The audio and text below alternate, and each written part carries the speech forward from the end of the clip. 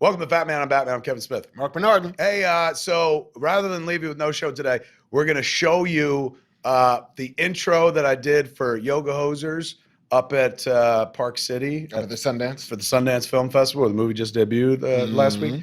And show you the Q&A afterwards. Jason Mewes shot both, so we got the content, man. We'll put it in you are there type perspective. Take it. Run with it. How about that? So without further ado, let me take you back, put you in the Wayback Machine with Mr. Peabody and that little boy Sherman.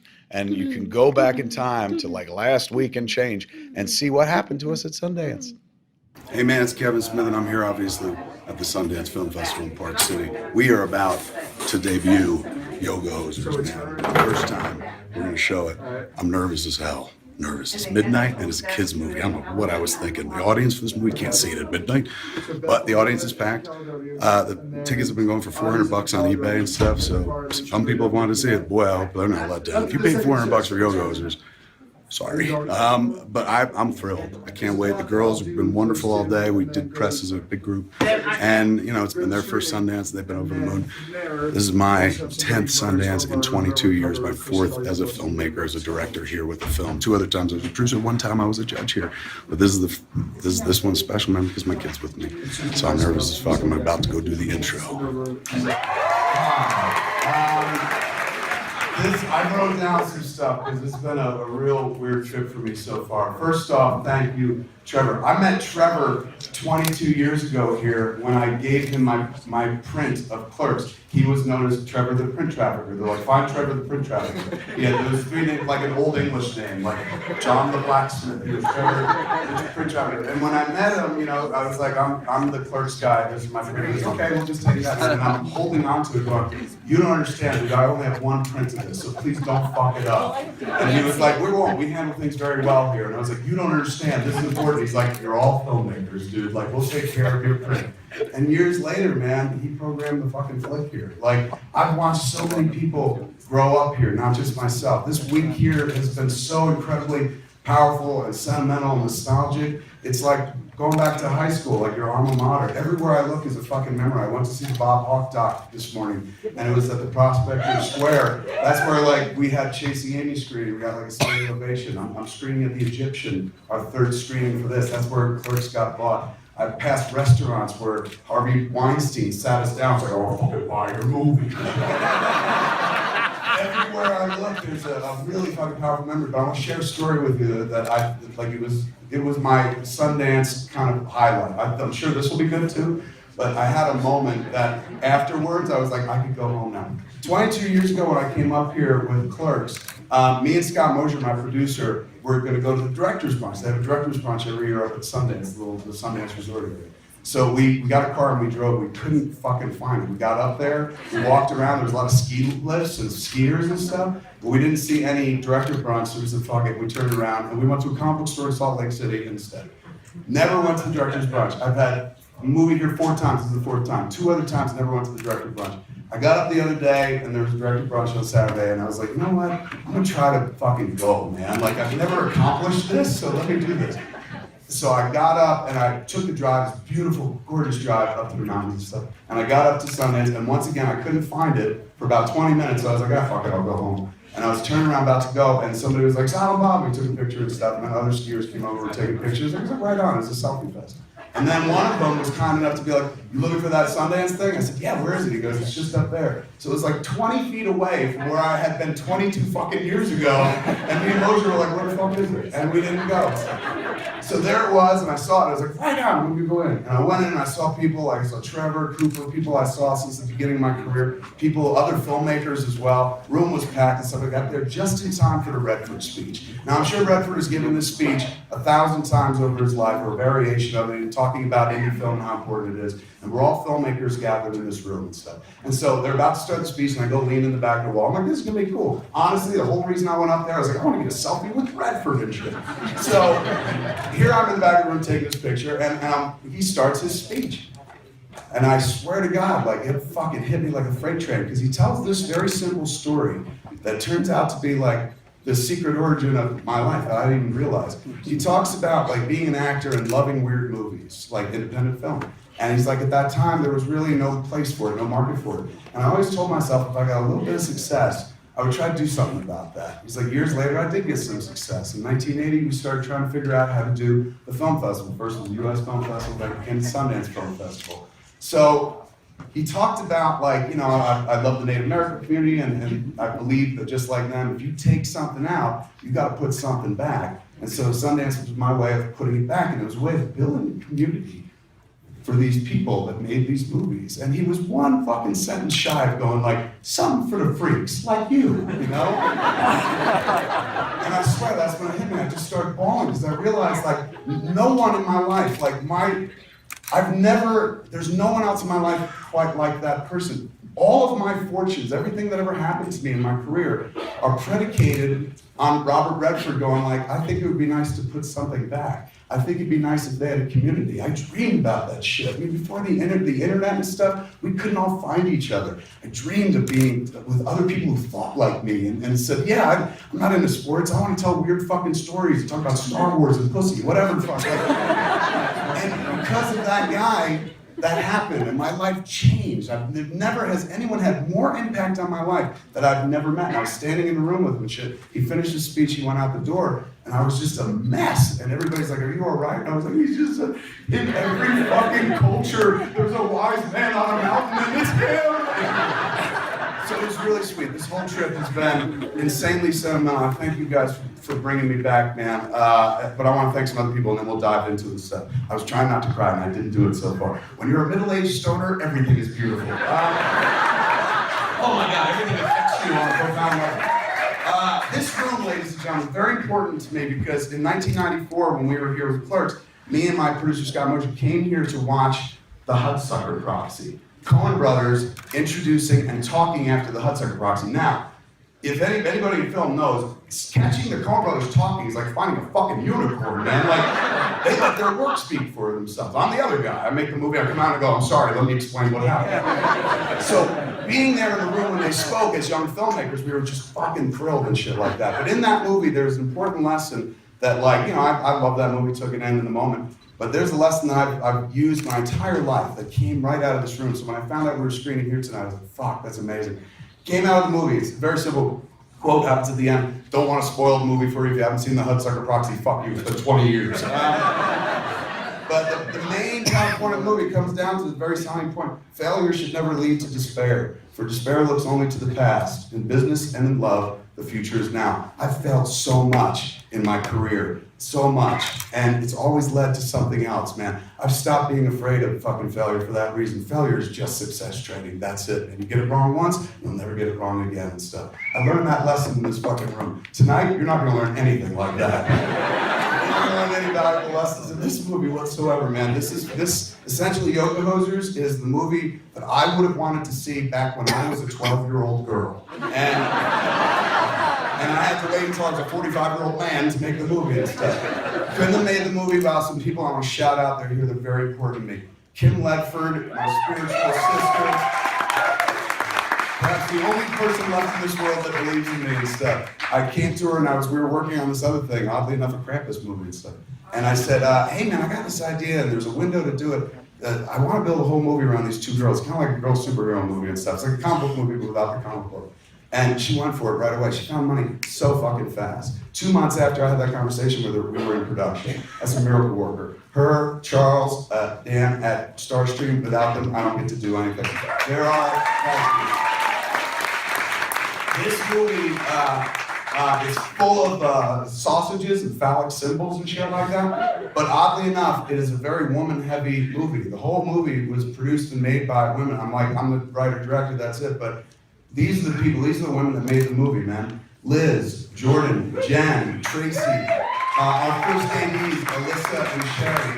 These are the women that every day I want to work with this dope movie, and they brought it to life. I urge anybody, man, in your creative life, surround yourself with women. They make life for a living, so movies are fucking nothing to them, you know what I'm saying? Without them, I got nothing. Very important though, this is that every artist pickpockets the lives and of the people around them and stuff. I pilfer constantly. I lead a very interesting life. I'm a fear-based creature. So I always kind of look to other people who do interesting things. My wife, Jennifer, for years has been that person.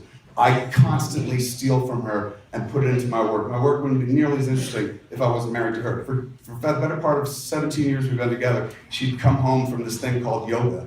And I'd be like, what'd you do there? And she'd be like, upward dog. And I'd be like, okay. So I know 10 yoga things, and they're all in this fucking movie, man. And it's all because of Jennifer. So I'm happy with that, without Jennifer. But the biggest thanks of all, hands down, go to the two ladies right at the center of the movie, Lily and Harley.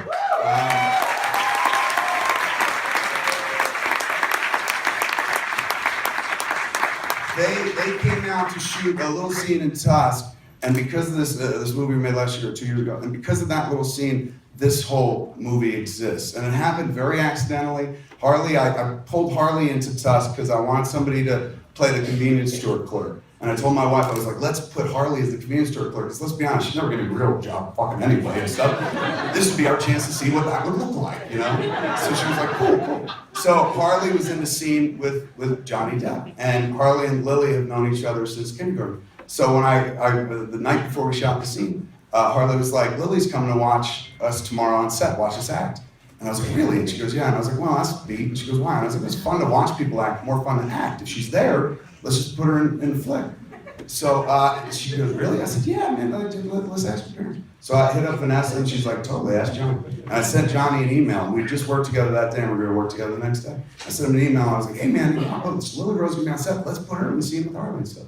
Didn't get a response and shit, so I was like, probably bad idea, whatever. Next day I went in to set, and he was like, hey man, I got your email. And I was like, yeah, I'm sorry, dude, I know you don't put the kids in movies. I was baked when I wrote that shit, don't worry about it. It's one of those ideas, those are Lily Rose, yes! And he goes, no, he's going, I've been thinking about it, and he's going, I think it'd be really sweet. I never imagined I would act with my daughter, so like, if we could still do it, is it possible? And I was like, we could do anything, man. Fuck yeah, it's possible. And so we did the thing that all responsible fucking parents should do. We went to school, pulled our kids out for the day, and brought them to a movie set, and said, here are your lines and stuff. They rehearsed together, and we were off and running. And it was honestly the greatest day of my life as a filmmaker. I was standing on a set, making the stupidest fucking movie ever made and shit like that, with one of the greatest actors on the planet, and my kid was in the scene with like her best friend all through childhood. And it was wonderful. We were 4 of us at a counter, the 2 girls behind the convenience store counter, and then me and Johnny were on the other side of the counter and shit, and I'm directing my daughter, and he's directing his daughter and shit. And then my daughter stops listening to me and starts listening to him instead. He's a good fucking actor. And so, and we went for it. It was the action. And the girls had never done dialogue before, really acted before, and they were just like magical. I'm standing next to my wife the whole time, watching on the monitor, and I keep elbowing her, going like, that actress came out of my balls. The whole thing was fucking fantastic. We had a great time shooting. She knows. We had a fantastic time shooting and stuff, and then we wrapped on that scene. It was magical, it was wonderful. So I cut the rest of the movie together, but that scene, even though I had these great scenes with Johnny Depp and with Justin and this walrus makeup and stuff, I was transfixed by the girls' scene. I would watch it all the time. Anyone who came into my office, I'd be like, watch this. I'd show it to Jen, my wife, constantly, so much so to the point she's like, I'm tired of this movie and shit. I was like, you sound like every Kevin Smith fan on the internet. But finally one day, I showed it to Jen yet again. She's like, why do you keep watching this? Like, I don't know, I love this scene so much. I was like, what is it? Is it because they're wearing like these smocks that look like hockey jerseys or something like that? And so I like the way they look? Or is it because like in the movie, they look at their phones, they look up, say shitty things, look back at their phones, that's all she does all day anyway? What is it? What do I like about this? And Jennifer goes, oh God, Kevin, you're so fucking stupid, you can't see it. It's 2 people standing behind a fucking convenience store counter. And I was like, oh God, you're right, it's Girl Clerks, isn't it? I was like, but I think I can make that movie. She's like, you already made that fucking movie. I was like, but with girls this time and in Canada, it'll be different. And that's where we are tonight, ladies and gentlemen.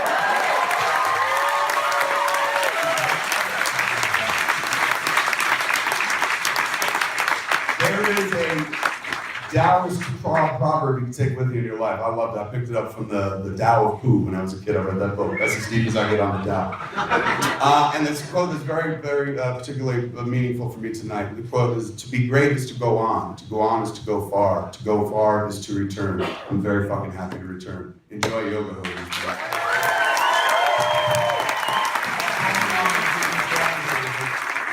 My two partners, John, and honestly, you're the only ones who get their performances. Where are they? Oh, here's one now. Harley Quinn Smith.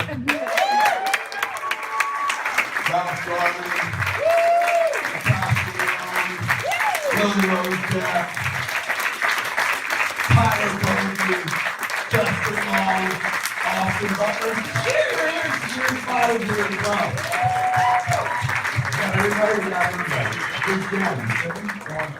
All right, man. Open it up to you guys. What do you? Anybody want an explanation? I still want one. Yeah. Go ahead.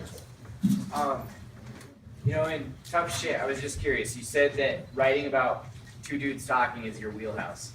Did this stretch you a little bit to do literally the opposite? It did, yeah. Writing for two girls was oddly enough very easy for me. I'm so in touch with my feminine side. I got man boobs and shit, so I can get into that headspace. But the girls were absolutely the most effective weapon in that war. I can't like pretend to think like a teen girl. I couldn't direct the girls to like, this is how you act like a teenager. Like they knew how to do that themselves. So they're kind of like, they bring it all to life. Some of the dialogue was made better by them coming on board and just kind of making it real. Because a lot of dialogue in the script sounded like a 45-year-old writing for two 15-year-olds. So I did get to stretch a little bit.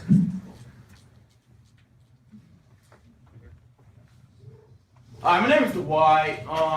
I would like to know about the ladies, the music. Is that going to be available? Because I need to wake up to that every morning. Right on. Yeah, I think, who's putting out the album? Rhino? Rhino's putting out the album. Soundtrack! Hey, Ryan. The record show is 2 a.m. Yeah, really. Go ahead, Wayne, back. What was it like to predict it for Libby Rose to act opposite her father in one of his disguises?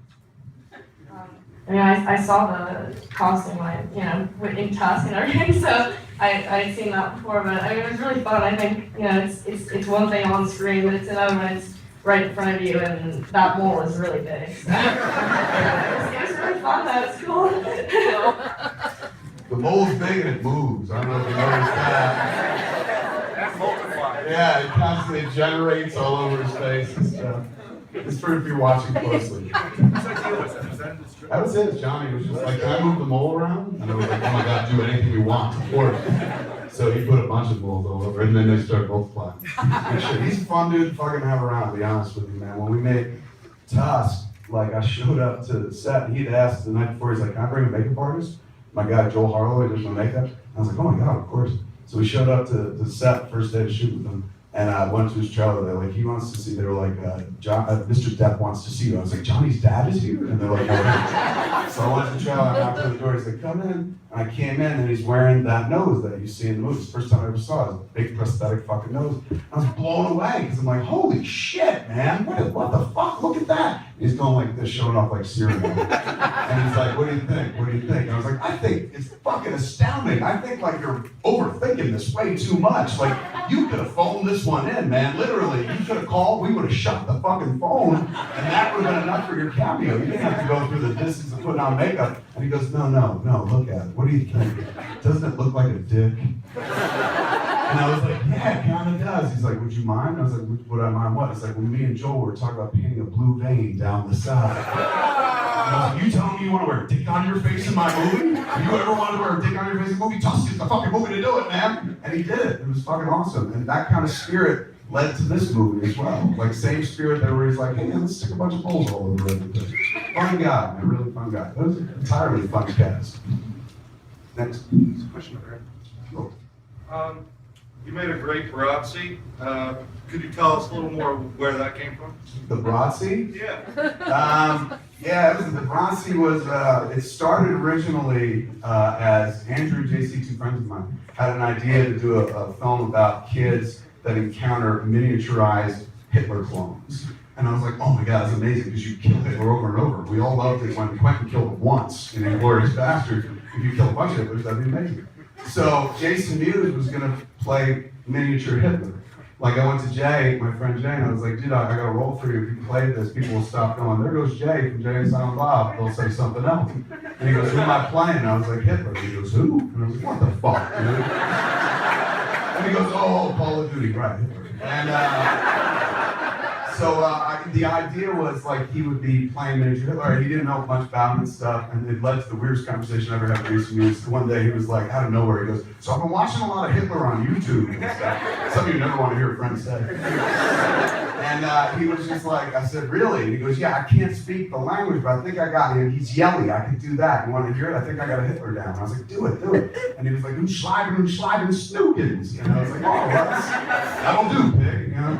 As we got close to production, I realized that like just putting him in a Hitler outfit, giving him a Hitler mustache, and shrinking him and putting him in the movie, I don't know, it just didn't seem like it was part of what we were trying to do. The whole thing is a True North trilogy has rubber Canadian monsters in it. We had the goalie Golem, but I felt like maybe the villain should be something to it. So I called up Bob Kurtzman, who's our makeup guy, and I was like, Bob, instead of like it just being miniature Hitlers, we should do something to him. Something that's Germanic or whatever. He's like, what do you mean? I was like, when I think of Germany, I think of a black forest. Maybe he could look like fucking tree bark or something. And Kurtzman, Bob Kurtzman, was the guy who said it. He goes, when I think of Germany, I think of fucking bratwurst. And I said, you're a fucking genius, dude. I said, can you draw Jason Mewes as a Nazi bratwurst right now? And he said, give me a minute. And then he texted me a picture of pretty much what the Bratzi looks like. And I was like, this is it, this is the move. And so Jason was gonna do it, but Jason has a hard time with prosthetics. Like at one point, like we had done prosthetics for one of the movies, and he freaks out when we put it on. This is 10 years after that, so I was like, you think you're gonna be able to handle this? I'm not gonna do it just as you dress it simply, you gotta put on a bunch of makeup prosthetic.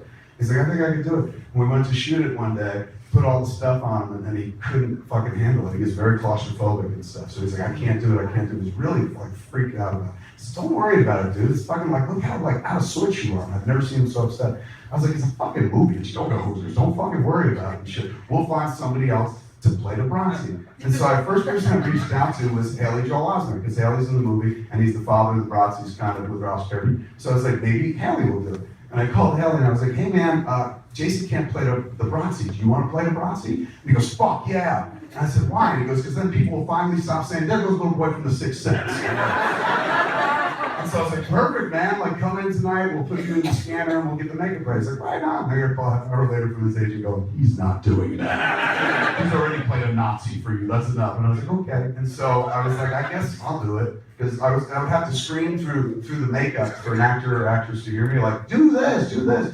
So I was like, fuck it, I'll do it. And then I actually got to be in the movie. That was never the plan, but then at the end of the day, I got to act with the girls kind of, even though we were never together, but they put me into the scene. So you don't have to be fucking Freud to figure this movie out, man. A dad writes a movie about a bunch of phallic things running at his daughter and she's killing them all. That's a message movie for sure, man.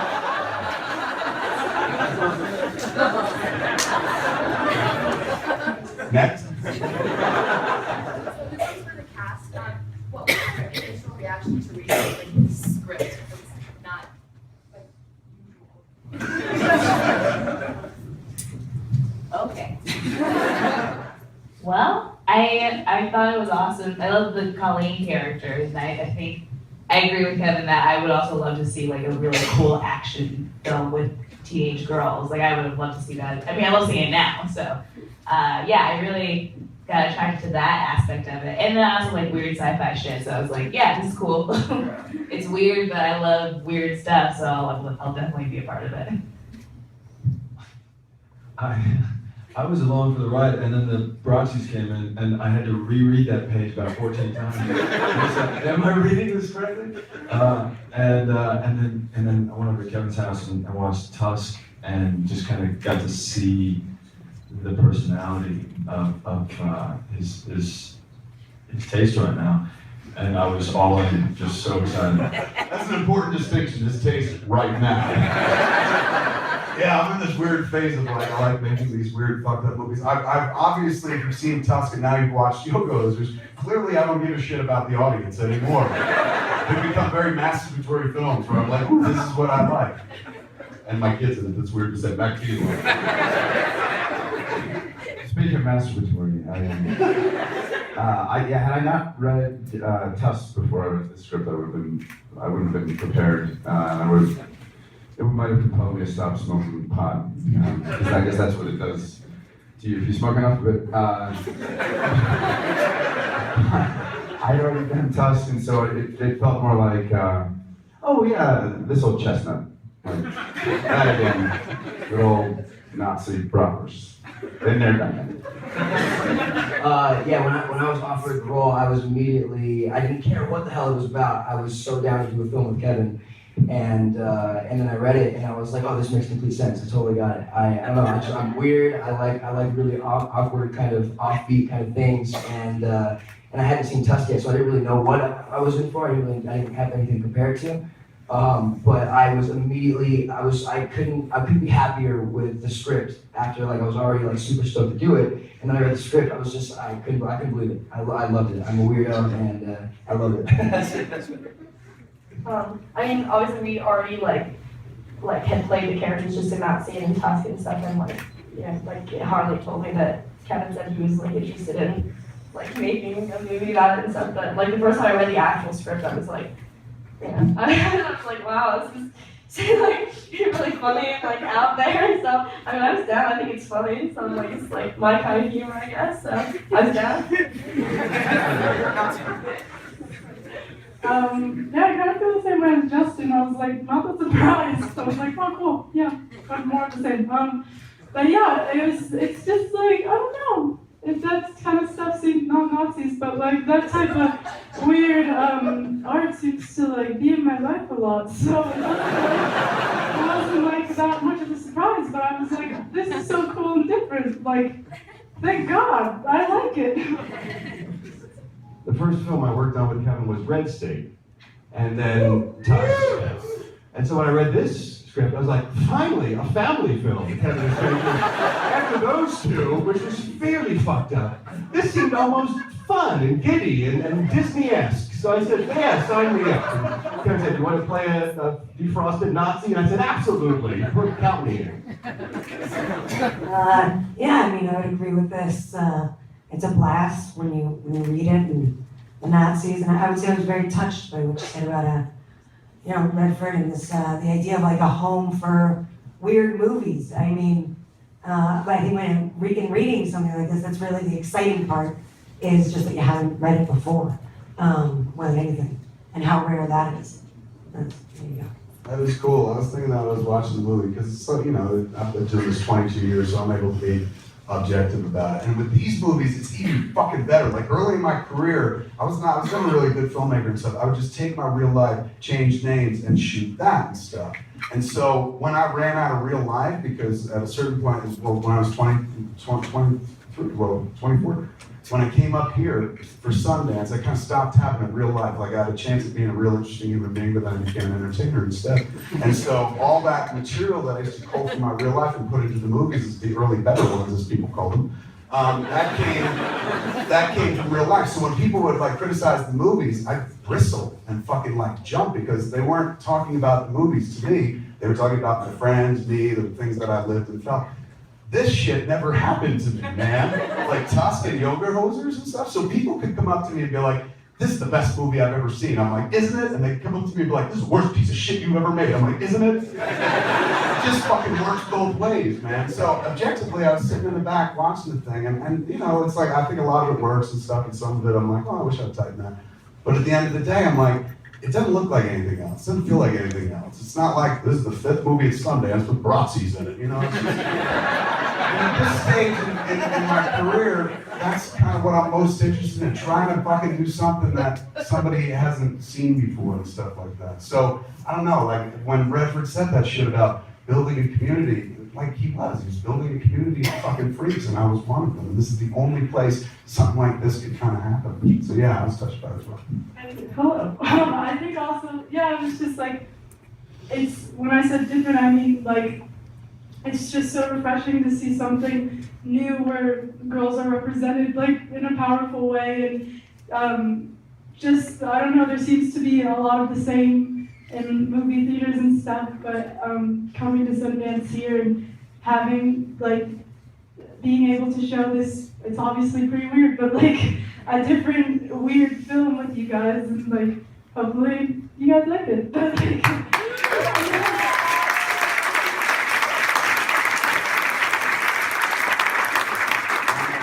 One more and we'll send you off and have a good night. There you go. Did you get the script cleared by the Canadian government? Did I get the script cleared by the Canadian government? No, but I'm hoping that this gets me dual citizenship. Obviously, I'm a big Canada file. Some people are like, what the fuck, are you from there? I'm like, no, but like I'm from New Jersey, which is kind of the Canada of the United States in many ways. And I've always loved the country ever since like my parents took me there when I was a kid. Like when I was 5, it's fucked up.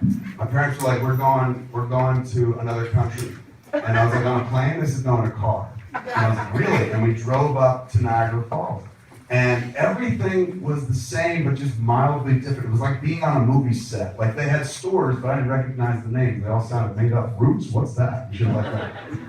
They had cops, but they were dressed in red and rode horses instead of blue and in cars. We all spoke English, but theirs was just a little bit different, and some of them spoke French. They had these giant waterfalls. You know, that's what all Niagara Falls is all about. And it captured my imagination as a kid because there's a wall full of stories about Canadian daredevils who put themselves in barrels and go over the falls and fucking die.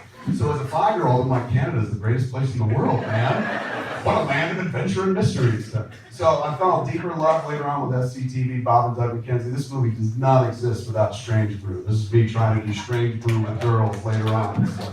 And then after SCTV, of course, Degrassi, which is always my heart. So right now, I tell my wife all the time, I'm like, be glad, this is my midlife crisis. You know what I'm saying? Like making weird movies about Canada that doesn't exist. But I do it because I love the country so much. I'm such a fucking fan of the idea of the cultural mosaic that Canada is and stuff. So this was kind of a way to honor it. Some Canadians are like, I don't see the honor in this. With you. But it's all in love, absolute fucking love. I can't thank you all enough for coming out and watching this at fucking midnight. Huge thanks to my cast. Without whom I got nothing. I love you so much.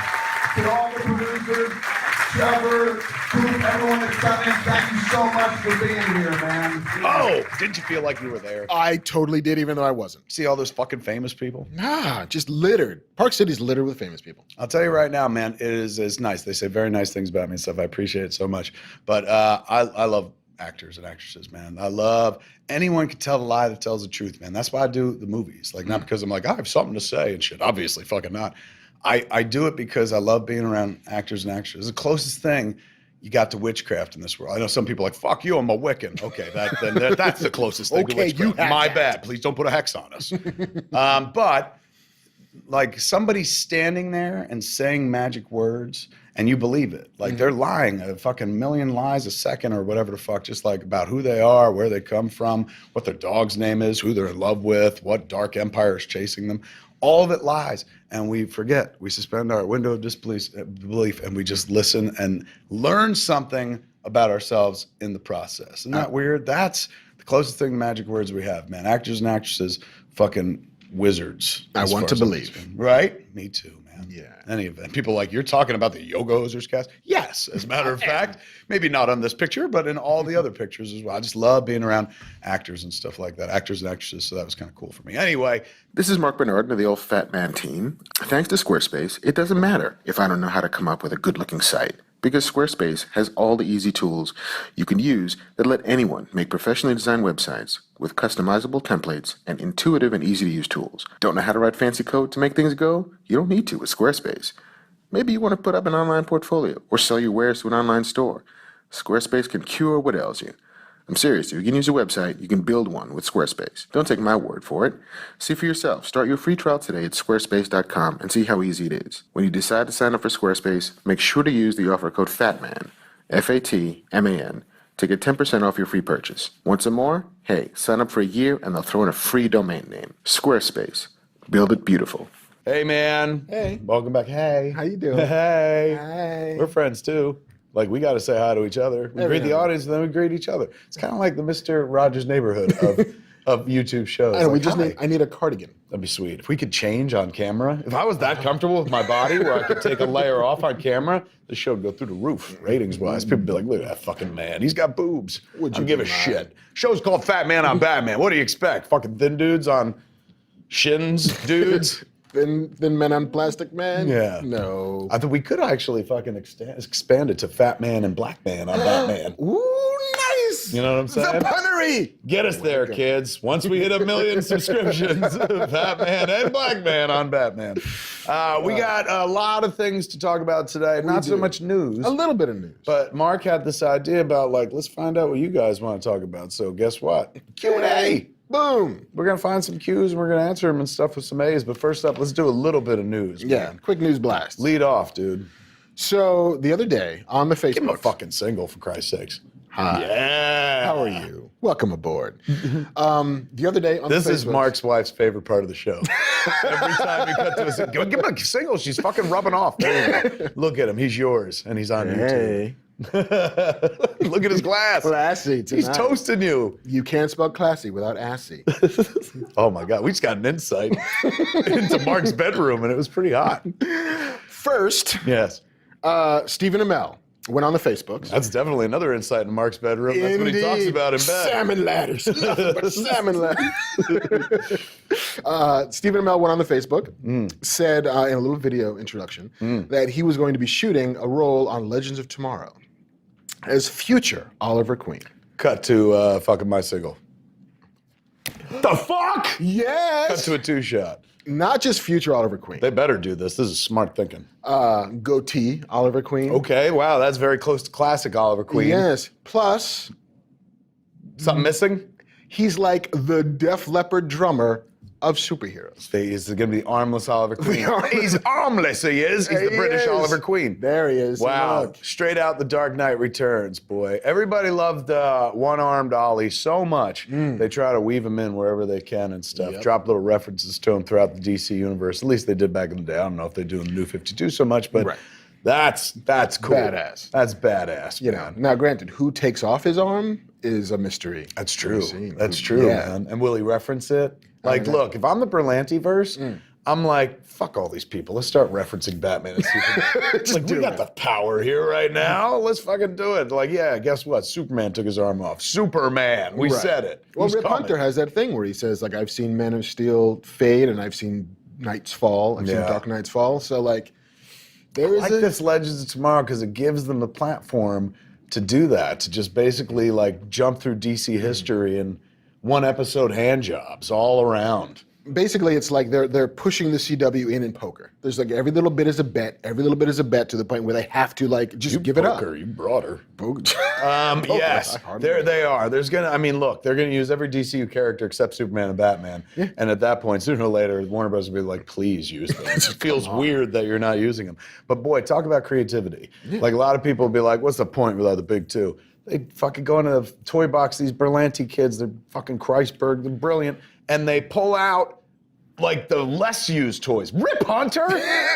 That's balls. You know, when you put Rip Hunter in a show, you're like, you don't give a fuck anymore. It's like you love it. You want it anyway. Yeah, you'll watch it because fucking we're smart about it. Oh my God. But they've announced, aside from Stephen Amell on Facebook talking about the goatee and the one-armed Ollie and stuff, they teased online this week Sergeant Rock. Remember we talked about We say it here, it comes out there. Kinda. I mean, that's the thing. Like, we're not making any bold predictions. These cats, they have the whole fucking DC Universe toy box to play with.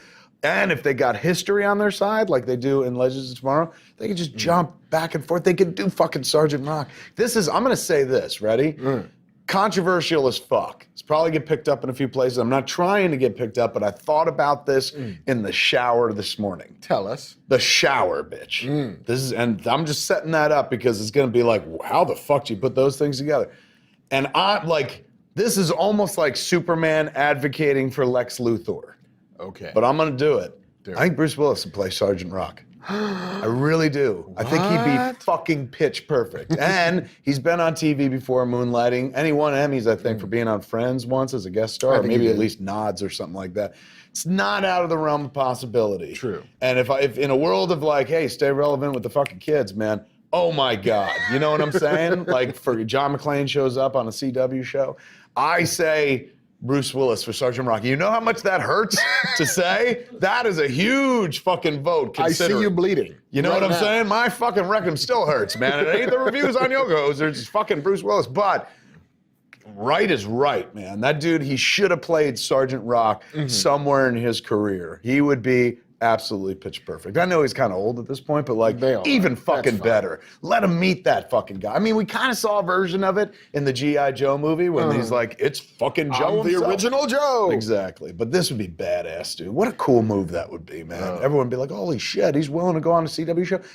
He would be the first domino to fall. You know how many other fucking huge guest stars you would get if they're like, fucking, if Bruce Willis is doing this show, oh my God. And you'd get people for like, you'd get fucking, let's see, Michael Fassbender as Ragman. That's where this Everything is goes. possible. It goes anywhere, man. I will do you one better. Go ahead.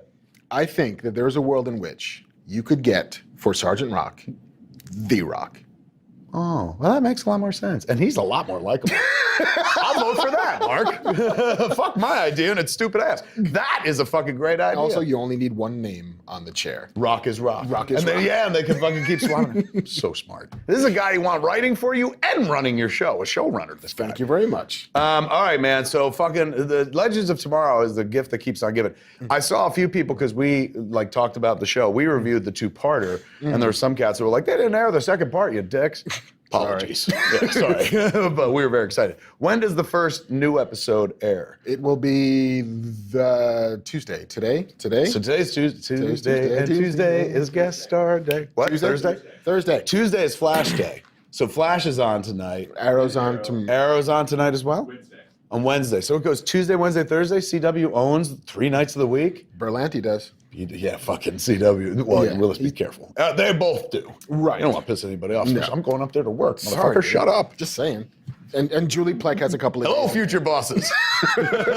Big fan. I'm so happy. Oh my So God, happy. 3 nights a week, dude. Yes. What? I didn't look. Anybody know the ratings? How did it do? How did Legends open? It opened strong, like not like insanely strong. Like But I think strong enough. Strong on enough. the level of a Flash or an Arrow? I think Flash second season premiere is still their highest rated thing ever on the CW ever. Wow. Which is bananas. And I think Legends is on par with Arrow. So Flash, Yeah, season 2, episode 1, highest rated CW show ever. I think so. At one point, Reaper, the pilot I directed, was that for like a minute. And then I think like Gossip Girl was like, get out of the way, fat boys. That's fucking hot. That's Flash season opener. I could see, man. I tuned in for the Flash season 2 opener. Yeah. Because that was like, what's gonna fuck? He was running up the building as the fuck was collapsing in the vortex. That was such a cliffhanger. All right, so it's playing well. It's very well. So they're happy. They're gonna keep just making fine. it. Oh my God, because I want to see them go through the whole DC universe, dude. They could do King Arthur. You know what I'm saying? Imagine if they did Camelot 3000. Oh, dude. I know that's not technically DCU, Who gives but a shit? right? Who That's gives what a I shit? say, Mark. I want to see them do Racist Tank. Sorry, Haunted Tank? Did you ever? Haunted Tank. Well, Explain. I was like, I missed Racist Tank. Was that the Haunted Tank's enemy? Well, here's the thing. It's Black History Month, so what you ought to do is Racist Tanks. Why Racist Tank? Well, because it was like Confederate era, like it was totally like the South shall rise again in a tank. Is that what the Haunted Tank is? I thought the Haunted Tank was in like World War II, no? No, it was originally Confederate and Western. The fuck out of here. Is that true? It's a little bit Racist Tank. All this time I'm a DC Universe fan. I had no idea the Haunted Tank came from fucking like Gettysburg and shit. Well, dude, I will have to tell you at some point my conflicted relationship with the Dukes of Hazzard. Firewood, 2-shot for this. Fucking 2-shot. Believe me, look, let me put it on Front Street before you even start. I never liked the Dukes of Hazzard. You never did? Oh, fuck no. I fucking love the Dukes of Hazzard. Did you really? I did. I was like the 8-year-old kid. Because listen, You might as well have told me, like, I'm coming out, Kevin. I like dick. I'm like, that's surprising. You're married with a kid. yeah, but it happens. Yeah, it's true. I guess it's not that surprising. This is more surprising. I was a big fan of cars jumping over shit when I was 8 years old. And that was really the zenith of cars jumping over shit. True, good like point. Megaforce, that, like Cooper, like Hal Needham Zone. Deeds, not words. Indeed, Ace Hunter. So when I was a kid, I loved cars jumping over shit. I loved building models. So imagine me, like 8, 9 years old, building a General Lee model. Yeah.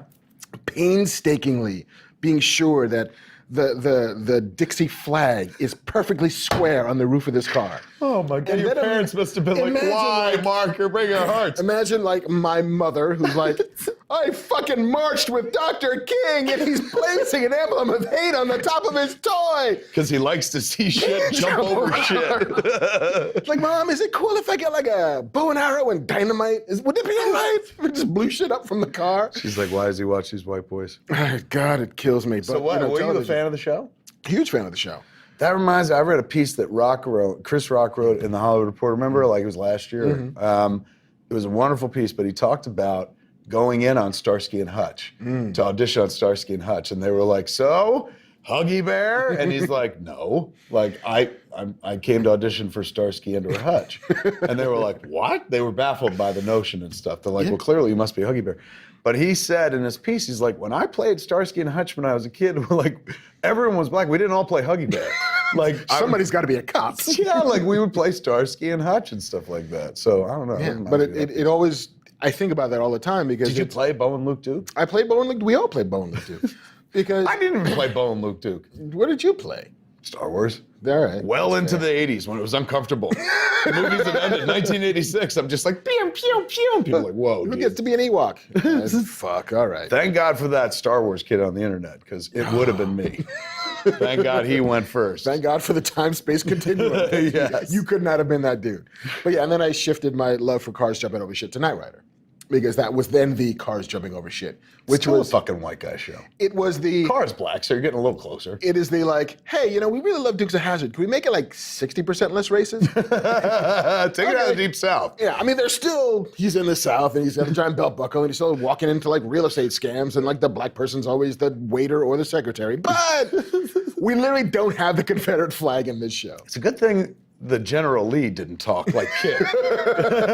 Or it might have made it more difficult to watch. God damn it! All right, man, let's get to some other news. Yes. Something to do with TV shows that happened recently, not When fucking you 30 all years were ago. born. But still, it's important. Part of your TV heritage. Dukes of Hazzard, I'm just going to say this because America was the #1 show for 2 years running. It totally In was. the United States. #1. I'm sorry, I'm getting loud, but And let's just think about it. Catherine Bach was the ruin of many a poor boy. That's true. She invented the Daisy Dukes. Well, She the did. wardrobe person. Yes, between her and Linda Carter, I is responsible for very much That's true. heterosexuality. A lot of flowing. A lot of Yes. fluids flying. Hey. During those Friday nights. Hey, honey. That's what it was, right? Yeah, she was like, go back to that single. I'm sorry. There it is. She likes that. Now she's like, oh, things are better. Let's look at this, dude. Yes. Elizabeth Banks, an actress I have worked with. I had to stop for a minute. I was like, there she is. Yeah, it's Elizabeth Banks. Mary. Also a directress now, a director. Indeed, the Very highest grossing successful. female director of all time. The fuck out of here. Is that true? Pitch Perfect 2. Is the highest grossing female by a directed? female director. Really? What about Hunger Games? Like, wasn't that directed by a lady at first? No. What about No, Twilight? Twilight. That was directed by a lady. Beat Twilight.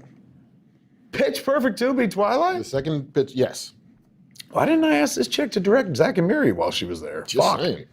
Fuck. There's a list of regrets I got, kids, and that just made it. Nah. Elizabeth Banks, who's very, very active, she's been in those Hunger Games movies and apparently has outgrossed those Hunger Games movies with Pitch Perfect. I remember when she was on Zack and Miri, she was talking about Pitch Perfect. Like Harvey wanted to buy it and she sold it to Universal instead wisely. Yeah. And boy, they turned it into fucking something huge. But she was a producer on it with her husband. Right. The first one did very, very well. Who directed the first one? Dude. I don't remember who though. And then, she was like, I want to direct the second one. Yeah, They're like, fuck it. go I ahead, fucking, of produced it, course. brought it to you. You're the It's lady mine in the Hunger Games. What is she called? Effie. You're Effie you're effing Effie. And she directed and fucking crushed it. She directed a little short when we were on Zack and Miri. Remember there was like I'm fucking Matt Damon video on Kimmel, I think it was.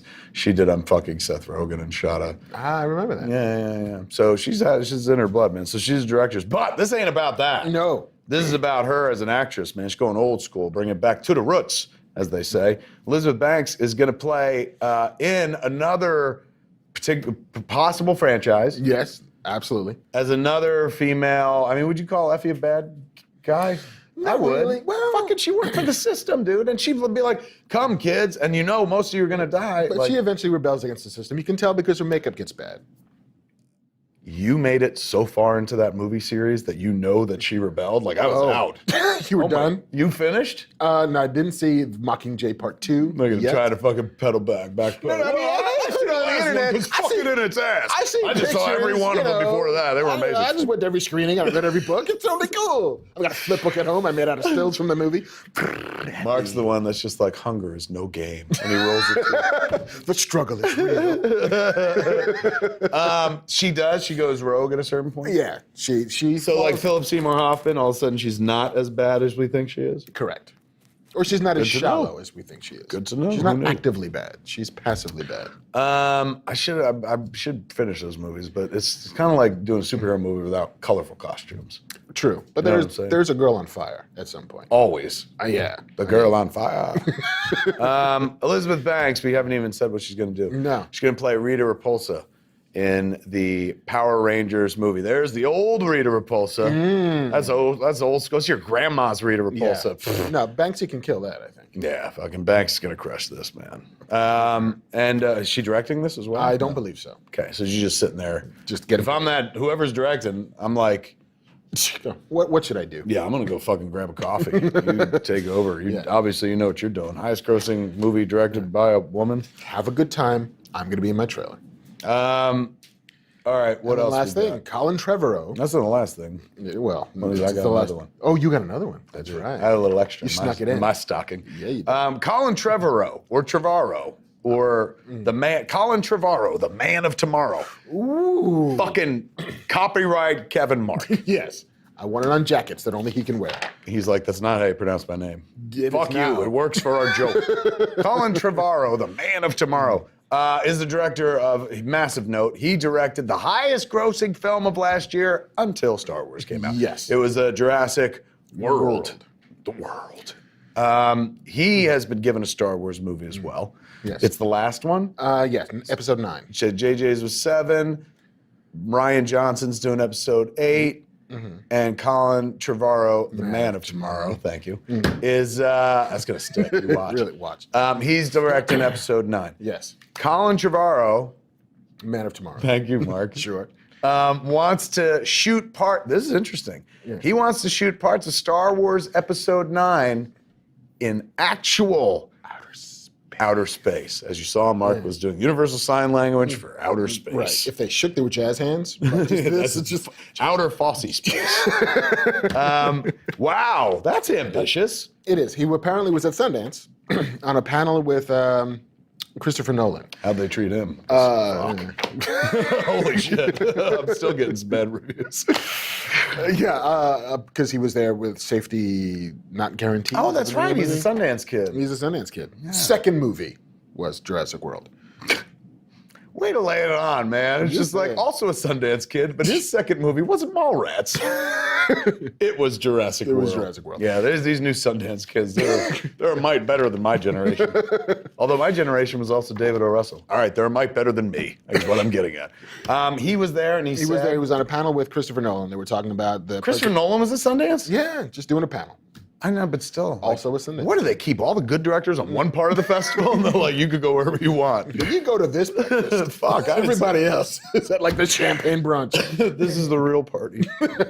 But yeah, so Nolan, they were talking about the preservation of film and shooting on film and what it means to keep it viable as a technology. And no wonder I wasn't there. Sounds boring, Mark. Yeah, well, no, I'm kidding. It's important, kids. Totally is. Film. Like fucking broccoli. So put those things together. Covered in cheese. Yeah. That'd make it better, man. If fucking Nolan was like, we got to preserve film. And I'm coming back for Batman! Like, just something. But they were sitting around talking about, like, film's important, and it is, and, you know. Yeah. And so they were talking about how Trevor... But before we help preserve film, a lot of life in this country that just goes every day. So maybe we preserve some human life, even the cats and dogs, before we think about our film heritage. Anyway, my 2 bits. No. I mean, film, though. Celluloid dreams. It's all digital now, kids. Don't worry about that film stuff. You don't have to preserve what will never rot. This story of my life. Anyway, back to you.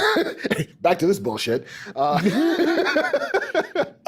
important. That's a very important. Colin Trevorrow, the man of tomorrow, said. Yes, said that he wanted to shoot some scenes on IMAX in outer space. Oh my God. And Nolan talked about how he was also in contact with NASA to do the same thing for Interstellar. And he's like, well, I'm going to shoot it in inner space. And he's like, well, I'm going to shoot it in fucking quantum space. I'm gonna put it right up your ass. I'm going to the Phantom Zone, motherfucker. I'm taking a film projector and a Phantom Zone projector, and I'm going to the Phantom Zone and shooting. Top that. You can't top that. No. Unless you're like, I'm gonna shoot in hell. That's Rob Zombie on that panel. He's like, fuck both of you. Don't care. I'm gonna shoot in hell.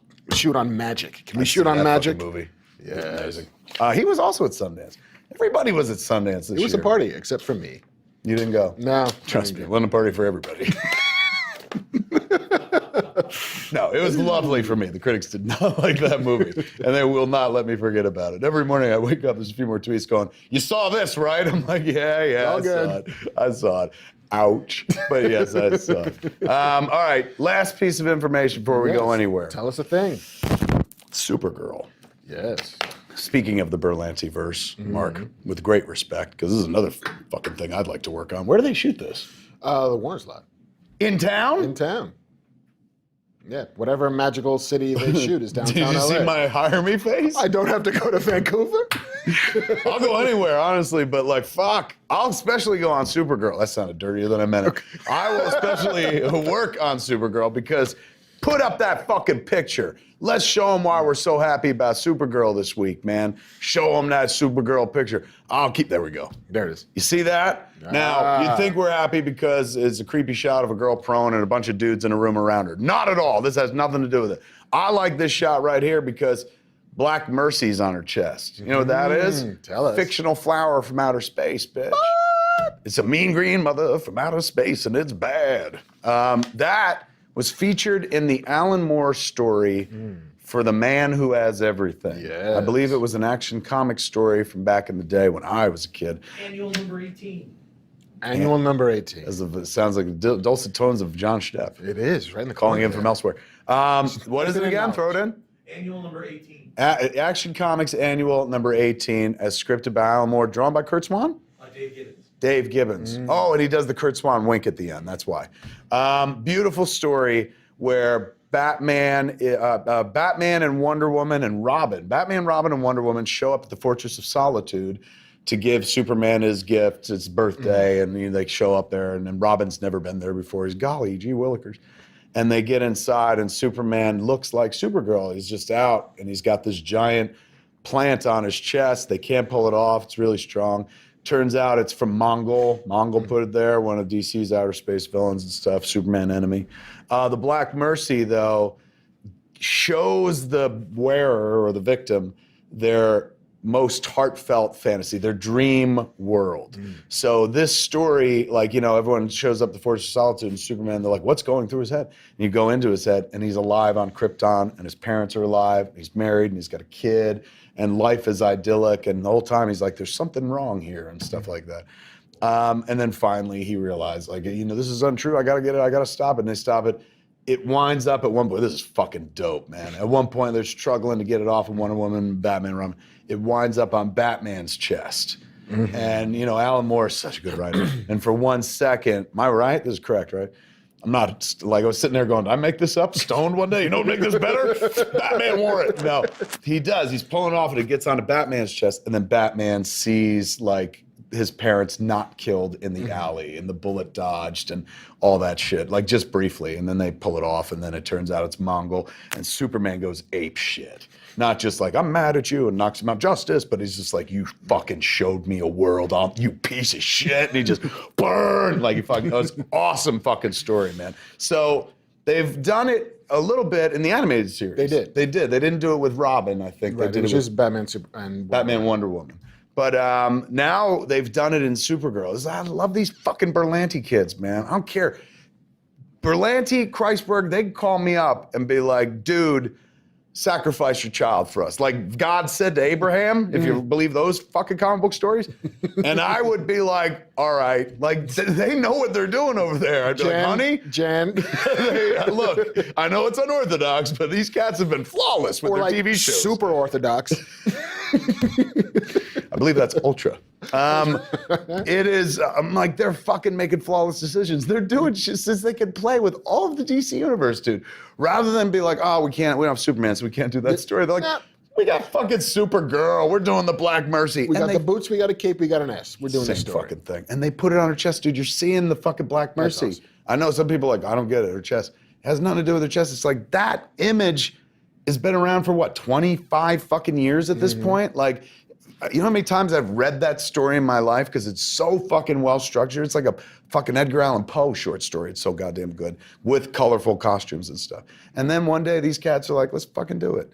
Doesn't negate them ever being able to do it in any other medium and stuff, but it's a short story. You would never do a whole movie based on this. No. Unless you were doing like a Justice League fucking anthology, Pulp Fiction type triptych and shit, and you did like one story. And you could do that. Why wouldn't you do that? You know what I'm saying? Instead of these epic, like, now they're fucking taking on 18 people and shit like that, which is great, do those. But you could do, like, once you set up Justice League, you just do a movie where it's like 4 fucking half-hour stories. Just the human stories of the Justice League. People are like, why in a movie? Why not, dude? Why fucking make a $5 million Justice League movie where all they do is sit around and think? People are like, don't let him anywhere near. I'm gonna get yanked off the Flash. They're like, what are you fucking nuts? But I don't know, that'd be badass. What do you think Superman's next birthday party was like? Do you think no presents? No presents. Do you think he ever opened a gift again? It was like, oh no. You're supposed to just X-ray them, Clark. He was like, there was the Black Mercy, the Black Mamba that went up my ass. Fucking, I ain't opening gifts no more. I don't like parties. Why not? I don't like parties. A very merry birthday to me. Supergirl is crushing it, dude. Like, I need to be watching this show on a regular basis. I'm now adding it to my shows that I buy on iTunes. Even though I could, is a long thing. Even though I could DVR it for free on my cable system, I honor it by ordering it on iTunes-show. It's a very small list, that and Flash. But now you just made the fucking list, Supergirl. I know that sounded hostile, but I just fucking love the Black Mercy. I like you so much. No wonder I didn't date well in high school. Fucking, can you come out with me or what? You're so pretty. I want to court you. So fierce. You don't have to give me a hand job. I have the mic almost fucking went my face. All right, man. So that's all the news that fits the print. What time is it? We got time for a little Q&A? Time we got? Yes. Or was that 40 minutes of fucking news? 25 minutes. All right. Dive in. We asked you, the audience, for some questions, and you, the audience, gave us some questions, and me and Marc are going to answer them. Yes. So shall we? Do it up. I need a little milk for this. Ooh. All right. Well, first one. Go to a single. This is going to be sexy. Yeah. I am me. Yeah. You're drinking that white juice, right?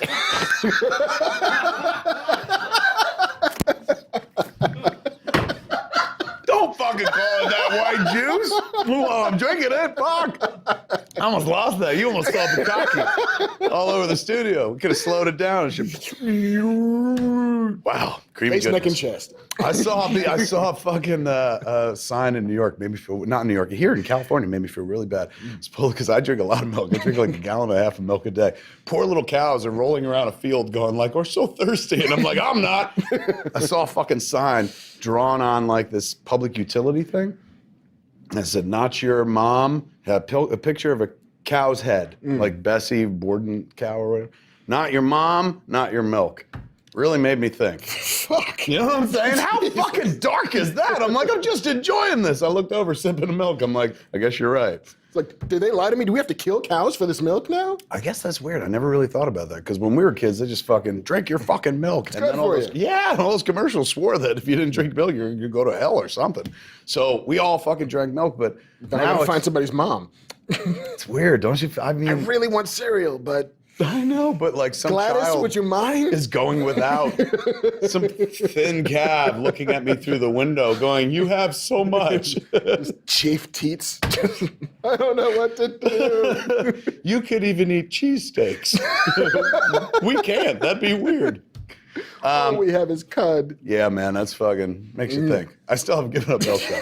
It's tasty. Like, fuck you, thirsty cows. Yeah, really. I mean, we're all like every man for himself, cows included. Sorry. So fucking shit. Milk does the body good. That's what I tell a cow. Looks at me all like, why? I'm like, well, because milk does There's the like body a good. milk hose right in his face. Just drink it.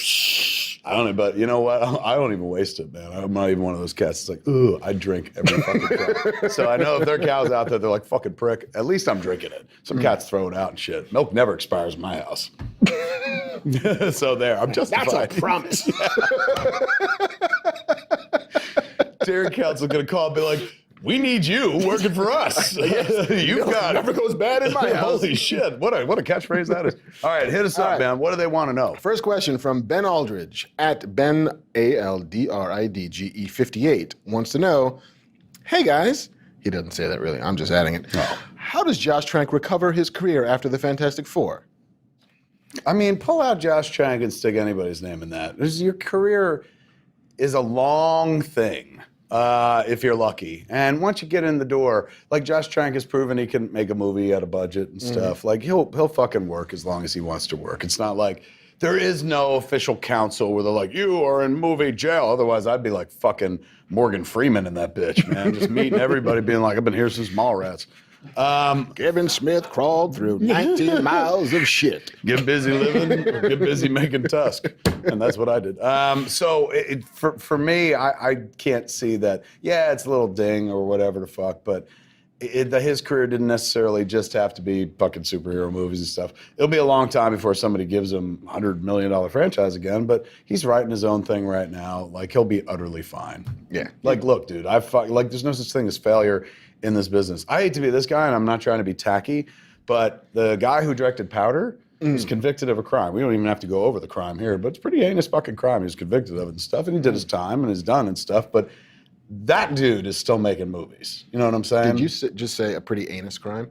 Heinous. Okay. I said, Mark. I just wasn't sure. Heinous. I just grabbed that one. I'm not even focusing on, it's just an example of people who have broken the fucking law and are still directing movies. Josh Trank didn't break the fucking law, you know? He made a movie that didn't fucking do that well financially. And yes, there was a bunch of money riding on it, but you know, Fox picked him. It's not like he lobbied for it and fucking put a gun to their head. They were like, this is our guy. Because it worked out with Chronicle. Yeah. Didn't quite work out with this one. But no, it's like Spielberg made 1941. I hate to be this guy, but like even great filmmakers just have bad movies, and you write your way out of trouble. Like if you're a writer, you write your way through.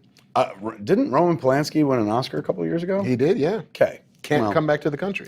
You know, and we're not even going to discuss why, but he's still working. Rhymes with grape. Yeah. It just goes to show you, like, you know, it's like I saw some people after Sundance, like, they're going to drum him out, meaning me, out of the business. But it's like, I'll work until I don't want to work anymore. And that's not like a brag, like, fuck you people. It's just, that's true. There's always somebody who's just like, oh my God, I'll finance that. Even if it's a movie you don't like, somebody else is like, oh my God, that sounds fun, let's do it and stuff. So he'll be fine. Like, it stings. I've never had one that big kind of blow up in my face and stuff like that. Most of my budget's been low. That was a very large movie with a lot of hopes pinned on it because they're like, hey man, we did, like, think about it. They made those Fantastic Four movies, 2 of them, prior to that one, and they minted money with it and shit. So they were like, imagine now when superheroes are really cool and shit, what could we do? And it didn't quite work out for him and stuff. But he may not work at Fox again, let's be honest, but he'll fucking work again. He emailed me the other day, he's working on a script right now. Good for him. He'll be fine. Okay, next question. Question number 2 from Geek Mythology. I mean, just to answer that question, we had to go to really dark places. We went to grape. Yeah. Weird. Things got weird. Statutory grape. We should never open it up to Q&A. That's what happens. All of a sudden we get political. Geek Mythology at Mythical Geeks wants to know, do either of you have any comic work upcoming, big 2 or otherwise? I still have Batman Bellicosity, which is the sequel to The Widening Gyre, which in itself was a sequel to Batman Cacophony, that I'm doing with Mr. Walter Flanagan. And I threaten every year it's coming, and I think it is coming at the end of this year. Started reorganizing it recently, pulled it out, and was like, we should finish now. Comic Book Men got in the way. 5 fucking seasons of Comic Book Men. We were working on that book, then Comic Book Men happened, and all of a sudden the show took off and we were making it and stuff. It returns February 14th, same day as Deadpool, plug, on AMC after The Walking Dead, and The Talking Dead. All the Dead shows, then us. Grateful Dead. We troll in the wake of the dead. I'm the Grateful Dead. We're the one at 12 in the morning. I'm like, so grateful to be on this network. Thank you. Fuck, where was I going? I forgot what I was talking about. Well, busy. Comic Book Man. Yes. Batman Cacophony. Batman Bellicosity. So I pulled it out recently. We started reorganizing it and talking to Walt about like, okay, we can change this. We need this. And it's just getting longer. The story's getting longer and stuff. We might make it like not like this is our crisis, but it's like, holy shit, like let's go play. Because we're in a dead universe right now. Like everything's all New 52. And ours still takes place in the old continuity and stuff. So you get to play rarefied air. Ape shit, man. Batman can pull out a hatchet and cut somebody in fucking half. Thing we've all been waiting for. We're doing it. No, I don't know. But so we'll finish it later this year. What about you, Mark? I am currently in the middle of writing the second arc of a book called Genius that I did for Top Cow. Nice. That came out last year. Moo. And I am a couple chapters into a big honking graphic novel that I can't really talk about, but I'm just saying. Look who has secrets, kids. Secrets. I tell you everything that's on my mind. No filter. It's kind of a problem. But this guy, he holds back. Keeping it tight. Man called Hawk. Mysterious. Is that what it is? No. Base your life on that character? I really do. I wish I was writing the Man Called I'm the Hawk other guy. comic I'm book, Spencer but- Graham. Like, hey. How you doing? My head's always, I'm Bob York Smooth. All right. What's the next one? Next question. From Twisted Kister at chaos_DP. Good name. What DC or Marvel character would you want to do as a CW or a Netflix series? The question. See that? No hesitation whatsoever. I believe there's a rights thing still being worked out with the question. Chain of title is Chain an of issue? title for the Charlton characters, where the question came from, went to DC a long time ago. But when they did those character rights, I don't know if they did the Vic Sage version. or all filmed medium. They might have just been like, those cats, back when they bought those characters, they weren't thinking like streaming show on Netflix. Maybe they thought movie. And even then they were like, come on, it's never going to be a fucking movie or something. So hopefully that all one day gets cleared. And that's probably why they invented the Renee Montoya question, so that it was free of that. I bet you Mark's right. Good thinking, man. I hadn't thought of that. Is that true? It wouldn't surprise me if it was like, we want to do this. Honestly, the question is like, really, it's the mask and the character. Like, he doesn't even have to be Vic Sage, doesn't have to be Renee Montoya and stuff. It's cool for those of us who grew up with the character if it was Vic Sage, because he's kind of a badass. It's kind of like he's Ayn Randian, right? Like, who wrote it? Ditko created him. Yeah. And Ditko is kind of deep into that Ayn Randian phase of his career in philosophy. And so there's a lot of that running through the original stories in the question and in the Charlton books. Then when DC picked him up, Denny O'Neil took it over and kind of infused more of like, Asian mysticism into the character. More of that than less Ayn Randian and stuff. Great fucking character though. Looks fantastic. I always thought it would look good on TV because this person with no features. Like, that's way scarier in a fucking mask. Dude shows up wearing a Batman suit, you'd be like, you're fucking nuts. Dude shows up with no face, you'd be like, you better kill me now. This is the most terrifying thing I've ever seen in my life. Crawled out of a Japanese movie. Smell that urine? That's me. I'm so embarrassed. Constellation. Thank God you got no nose holes. Otherwise, you'd be smelling the shit out of my urine running down my leg. So I would say that. What about you? I have a love that I probably shouldn't for a character called Brother Voodoo. Oh, I love Brother Voodoo. I thought you were going to say Bo and Luke Duke. I'm like, let it go. Here's what I want. They can be reimagined. They can be redeemed. They're black white supremacists. All right, Brother Voodoo. Yeah, I've always liked the Walt Flanagan, one of his favorite characters. Really? Yeah, loves that character. Like, so much fun. There's a figure. I saw a figure here at Defy Studios. This is where they shoot the Screen Junkie show. We also do What's in the Box. On the What's in the Box set, there's this gorgeous fucking set of figures from the Doctor Strange universe, including a Dormammu figure. But there's a Brother Voodoo figure in it that I was like, this is fucking... Can't believe we live in a world with a Brother Voodoo action figure that looks this fucking unbelievably good. It's nuts, man. I lived this long. You see shit like that some days, you're like, you better kill me now, fuckers, because nothing will ever get better than that. And my wife's like, you got a daughter and she's young. I'm like, nothing will get better than this Brother Voodoo. I just give her a bat. It's all good. My God, that story traveled in a big weird way. Really? Yeah. Huge. Any event, Brother Voodoo, why? Partially because I come from Haitian descent. Oh, right on. So there's a piece of like, There's a piece of like, hey, we can make this better because right now it's kind of a caricature and a little bit awful. But I think there's... How often do they use the characters? I think, was it Jason Aaron might have done a pass at it when he was dipping into the Doctor Strange-verse. They started a voodoo book, and they tried to they made him the Sorcerer Supreme when Doctor Strange got... Really? Yeah. So for like 6 issues, Brother Voodoo was the man. The Magic Man. The man with a plan. Who's doing? Are they doing anything with him right now? I'm not entirely sure, but tell us, Matt Key. Matt, our producer, is a huge Doctor Strange fan, and so he might know. He's in a comic right now. He's in a comic. I can't remember exactly which one. I think it's one of the Avengers. Watch us pitch right now. Let me and Mark do a Brother Voodoo book. Bring it. You know what I'm saying? Would love to. We'll make it something for you. This guy is a good writer. Me, street cred. I bring nothing to the table. Mark should write the book, but fucking, we'll do it together and stuff. That'd be fun. Like, there's a way to make it like Constantini. There's a way to make Joe, it like a little bit. Joe, because I was like, I don't do that shit no more. Joe, tell an underling to call us. Joe, ask Axel to call us. Yeah, Axel. He's like, I don't watch a show called Fat Man and Batman when it's called fucking Spider-Man. I'll let you know. Yeah, that would be my guy. Good call. Good choice. That's where I go. All right, what do you got next? Next up, from Hunter Wolf. Great fucking name. Holy shit, this guy gets laid like crazy. At Wolf. My name was Hunter Wolf. Fuck that. I would be Colin Trevorrow, the man of tomorrow, instead of Kevin Smith. Total dick. That's what I've heard places. I don't think that myself. I've just heard that. Don't make me a jersey. That says Kevin Smith. Total dick. Yeah, no, that should be a That would t-shirt. not be cool. What are your guilty pleasure movies? What are my guilty pleasure Yes. movies? And I don't have guilty pleasures. I fucking, I'm loud and proud about my shit. Like, yeah, I made Tusk. Like, I don't fucking go like, well, I feel bad about this. I'm Yeah. like, oh my God, I love shit so passionately and open. Like, I was the guy that loved Degrassi when people were like, what? I'm like, it's fucking Canadian teen melodrama. It's the shit. So there's nothing really that I'm like, well, I'm embarrassed to talk Let's about. redefine that as Good. What's the movie that if you encounter on TV, I stop and watch? you stop and watch?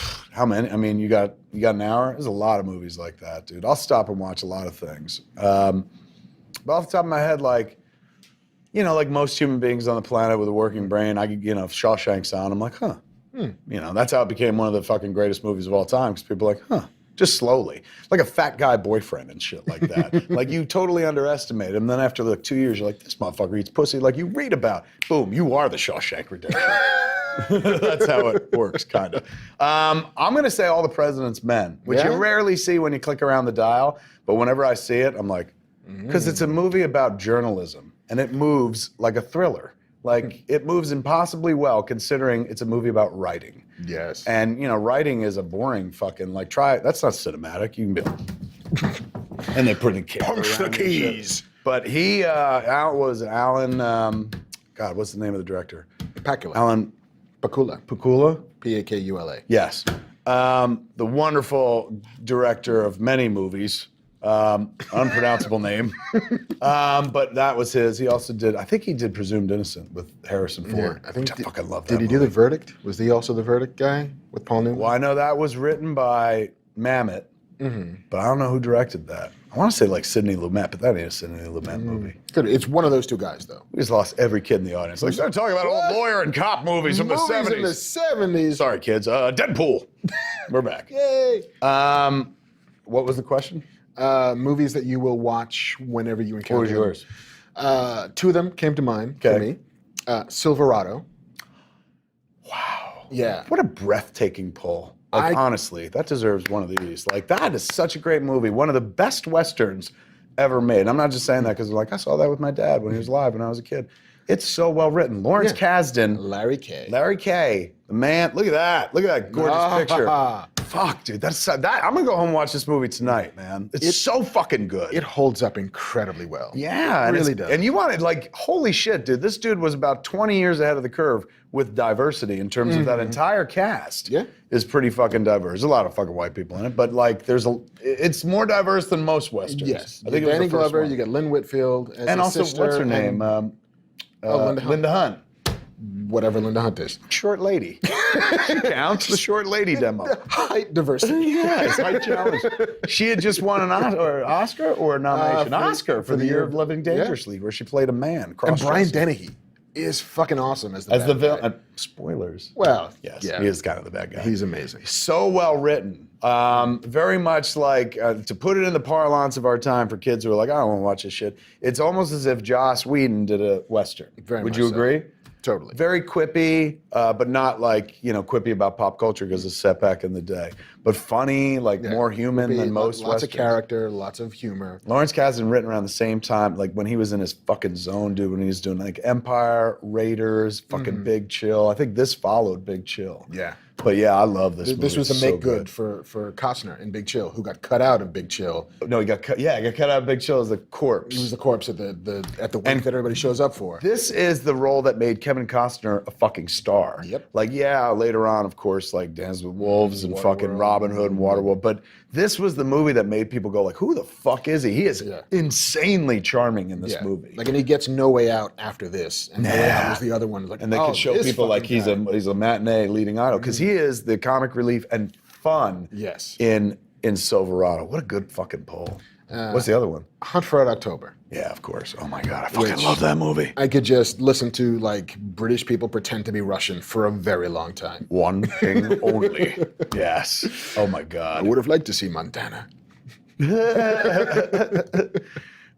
careful, Ryan. Some things in here don't react well to bullets. And it has that little Die Hard homage by McTiernan when Alec Baldwin is crawling through the sub thing, and he's just like, things don't react well to bullets.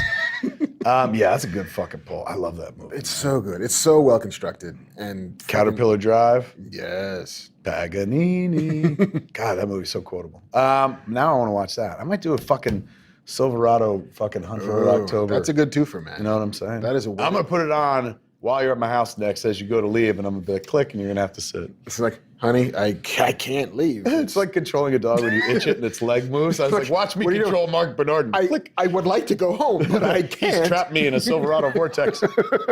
Wow, good pulls. Mine was terrible compared to that. You pulled two fucking movies that like kids can watch it. I was like, hey kids, how about a boring movie about journalism?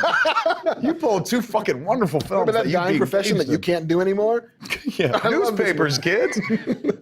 What else we got? All right, we'll do last question. Okay. Last question from Good. This is it. Final question of the evening, kids. From Good Bill. No, we won't do that one. We'll do. Oh shit! Fuck you, Good Bill. Sorry, Good Bill. It was coming out of his mouth, and he cut you off. He made a choice. He's a gatekeeper. really He says, did. "No, Good Bill. You're no good, Bill." This is from Del McGee. Okay. At Del McGee. I'm just gonna say, Good Bill's gonna be haunted for the rest of the week. Pretty He's much. Like, what would have happened in my life if they'd asked the question? Yeah, sorry about the crack. What is the question? By the real guy. By the real guy. What was the first comic you ever bought? Wow, what a great question. It was a Superman Family Annual, and I don't know. I gotta look it up because I tell this story so often. I don't know the actual name, the number or date of the issue. I bought it when we went on a vacation to Busch Gardens is in Florida, and then they have another one in Virginia, I think it is. And it was crazy. It was after National Lampoon's Vacation came out. My family used to always go on vacations. My brother and sister had gone to college. We stopped doing it. This is the last family vacation we took. And it was just me and my parents. And they were like, we're going to go drive down to Virginia to go to Busch Gardens. And I was like, okay. It's like a 2-day drive and shit like that. Fucking, anything to play with. Oh my God, nothing in the back of the car. One radio that we all shared and shit. Pre-Walkman even and Lots stuff. of Kato. Whew. So we're driving down and we get there and the fucking place is closed. Like it was just like out of vacation where I was like, why the fuck didn't you guys call? Like, are you serious?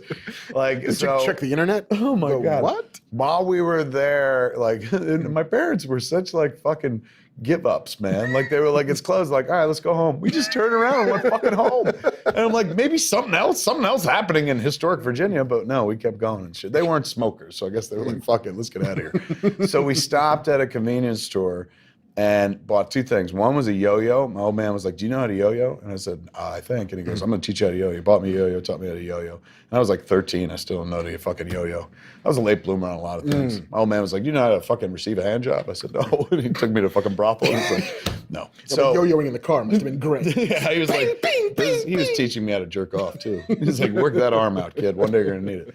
The other thing he bought me was a Superman Family Annual. And I remember it so vividly. Like it opens with Lois and Clark in bed. And I remember being like, this is fucking scandalous. Like, fucking, I hadn't seen a comic book in maybe 2 years at that point. I'm like, this is nuts.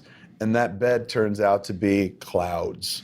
When you do the double page spread, when you get to that was page 1. So page 2 and 3, when you open it up, with the title page and the credits and shit, showed them like on a bed of clouds. Like the implication, even though they clothes on, and she had like a nightie, if I remember correctly, was that they fucked in the ether. Like, and I remember being like, this is fucking madness. So I bought, but my dad bought that for me, so I don't even know if that counts. But that was the first comic I actually bought. All comics prior to that, I got a Star Wars comic subscription when I was a kid, so maybe that counts as well. Ish. But I think of that Superman Family annual all the time, actively. I'm always like, fucking on a cloud. It's like Superman and Lois. That's what Zack Snyder should do. Adapt that shit, dude. Holy fuck, I'll pay you cash. Take his money too. Show Superman fucking Lois in the clouds. 89 cents. It's all yours. Just one scene, 30 seconds, not even 5 seconds. Do you think Prince has seen that? Like, that feels like it's a Prince album cover. Raspberry beret. Just making love on clouds. Remember he wore that suit? Here, man, fucking, there's another dude that I've talked about in the past and shit, but like, I'm a huge Prince fan. Remember that video for Raspberry Beret? How clearly do you remember it? Do you remember what happens before he even sings? So fucked up. No, it was a remind me. choice. Ooh. It had to be a choice. Like, no way if somebody left this in going like, fucking nobody will notice. Because it's also like one of the worst performances of a cough you've ever seen in your life. So he comes in, everyone's like in the studio and they're all clapping and shit like that, and they got the graphics and stuff. Him and the Revolution come up on stage. When he gets up on stage, he puts his guitar on, he fucking coughs. Like a big histrionic, like, ha, ha, ha. And then he, like, his eyes do those Prince eyes where he's like, I can't believe I coughed. And then he goes right into it. There's no way that actually happened. Either that or he dramatically acts everything that happens to him. But I remember watching that in the video and I was like, why would they do that? And I think that's why they did it, just because it really locked you in right before the music began. You know what I'm saying? You don't remember that? I don't remember that. Go watch it. I think you pull it up on YouTube, man. Make sure it's the long cut. You'll see Prince cough and you'll be like, what the fuck? Why? Okay. That's what an artist does. An artist Setting the stage. puts a cough in because it makes you go like, what the fuck is that all about? Get you going. It's interesting. Fair enough. Anyway, what is your poll? The first comic I ever received, similar to you, my dad bought it for me. Ill-advised, at best. Savage Sword of Conan. That's not ill-advised. Dude, for a 9-year-old, there are beheadings. That's true. There's nudity. There's lots of violence. There could maybe be some sexual assault and lots of thievery. Right. For a 9-year-old boy. You'll enjoy this. Like, here you go. Boom, give him in a brown paper bag because it's mostly porn. Is this Playboy? Kind of. Hey, was this before the Conan movie? Yes. This would have been like 1980. So you're like an early adopter and shit. Yeah. So when that movie came out, you're like, I know all about the Savage Sword of This Conan. guy, but just loved it because of all of those things. Right. And And you're like, holy shit, this is better than reading. yeah, fuck this. Are there words? I don't know. A lot of swords. But then the first book that I bought was Secret Wars #1. Really? Yeah. With your own money, With where my you're own like, I money. cannot miss this. Yes, like I went to the comic shoppy and I said, I would like a Secret Wars, please. And then I had all 12 of them on my dresser, like tiled out, as it was like, hey, these are all of my comics. I have 12 of them. Look at all the covers. Aren't they wonderful?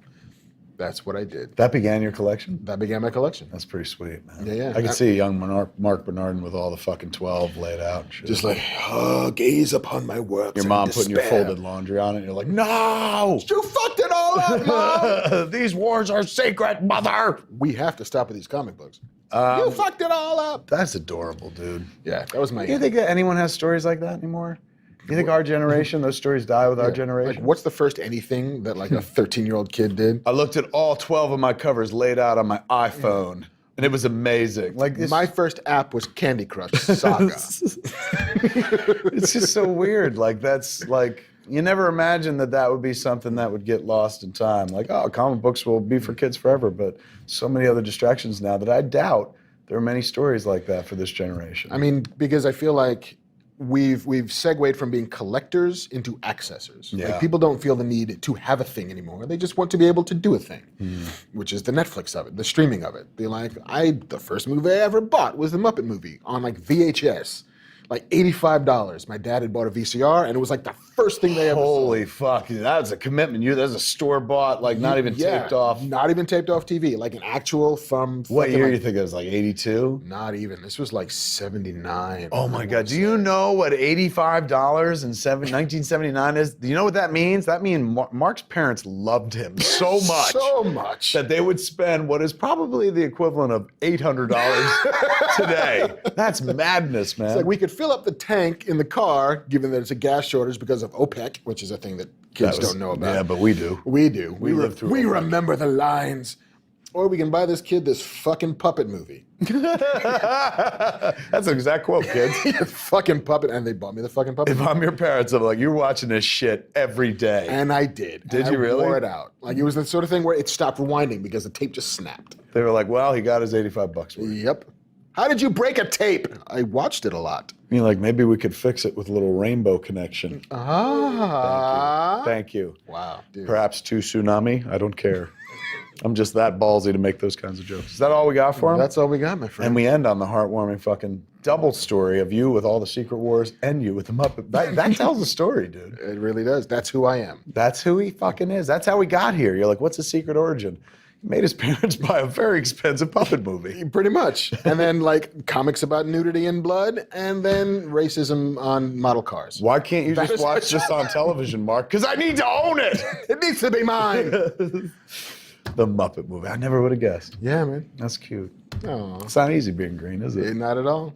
There I it would is, like the folks. standard rich and famous contract, please. Yeah, really. We're done. So That's fuck it. off. Sorry, Yeah. that was hostile. Fuck We should off, end- fuck you. Yeah, we should end better. Thanks for being here, kids. Aw, this was all. We're so glad we had this time together. Did you see her get an award, Carol Burnett? I missed it. I didn't see it SAG either, Awards, but I was right? so happy she got one. Yeah, I didn't watch the awards ceremony, but I read about it the next day, and I was like, "Fucking good for her, man." I used to watch that show with my grandmother All the time. This is the show where we talk about Shit from dead the and 70s. dying people and old shows we watch that don't exist That anymore. 84-year-old woman collected an award, and I loved her. You know what though? Fuck everybody. I dare you to go to YouTube right now, pull up a Carol Burnett fucking clip and not laugh. Like that show still fucking holds Cal up. Burnett, Harvey Korman, Tim Conway. And it's tough not to laugh when they all laugh at each other. And you know what I always found interesting? I was a huge SNL kid. Huge SNL kid. So I read every book on SNL when I was a kid. And every origin story says the same thing. Lorne Michaels hated that shit.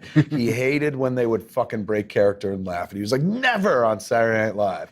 Now, I don't watch Saturday Night Live that often, but when I do, nobody keeps a straight face anymore. In fact, that seems to be part of the fucking sketch. So it may have taken 35 years, but they are the Carol Burnett show now. Yes. The people, they do fucking crack up. Well, now that Jimmy Fallon's off the show, perhaps 35% less cracking and up. Horatio Sands. Yeah, maybe another 35. And Will Ferrell. Like Yes. once you got those three guys in separate universes, I was at Studio 8H for the cowbell sketch. You were there when it happened? I was in the audience. Give him a single. Fuck. This is history in the making. This is like the one time I went to Saturday Night Live. The one time that I played I'm an Entertainment Weekly staffer. I would like to go to one of your shows, NBC. That's the one I went to. That's like going like the one time I went to the theater was the Ford's Theater and Lincoln happened to be there. Like, that's amazing. You were there for like the greatest sketch of the last fucking 20 years, probably. I was there for cowbell, dude. What was it like? Did you know in the room it was a classic?